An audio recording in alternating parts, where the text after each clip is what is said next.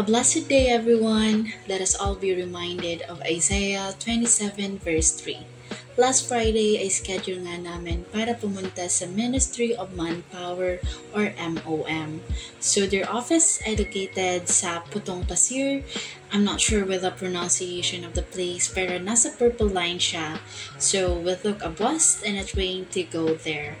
Bumaba rin pala kami sa Outram Park para sumakay ng train sa Purple Line. At dahil nga Purple Line, yung mga upuan din nila ay very purple.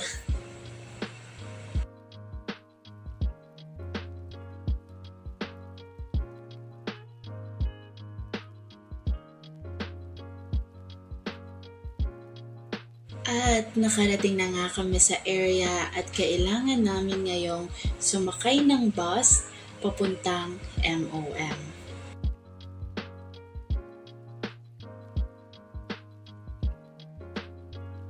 Finally, nandito na nga kami. At dahil napaaga yung dating namin ay nag-ikot-ikot muna kami sa area at naghanap ng makakainan. While walking around, nakita namin tong hawker. So, pumili na nga kami kung saan kami kakain.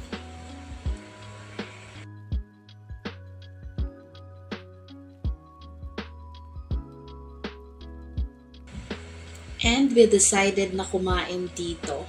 At Pinoy nga rin pala yung nag-serve sa amin at nag-recommend ng food. Okay lang naman yung taste ng food. Kung i-rate 7 out of 10. Pahinga muna since may time pa naman. At naglakad na nga kami pabalik ng MOM dahil nga malapit na yung schedule time namin. Yung process nila sobrang bilis. Siguro 5 to 10 minutes lang yata. Kaya naman pauwi na kami. Dito na rin pala kami sa Outram Park sasakay ng Green Line. Ang ganda ng MRT station dito at hindi masyado marami yung tao. Nang bumaba kami sa Boonlay Station ay pumunta nga kami ng Fairprice para bumili ng pork para sa sinigang na lulutuin namin. Ngayon nga lang namin nalaman na napakaraming palang bilihan dito sa Boonlay. Dire-diretso kasi kami palagi pag dumadaan dito. Dahil nga pagod na kami, hindi na kami masyadong nakapag-ikot. At dumiretso na talaga kami dun sa may Fairprice place.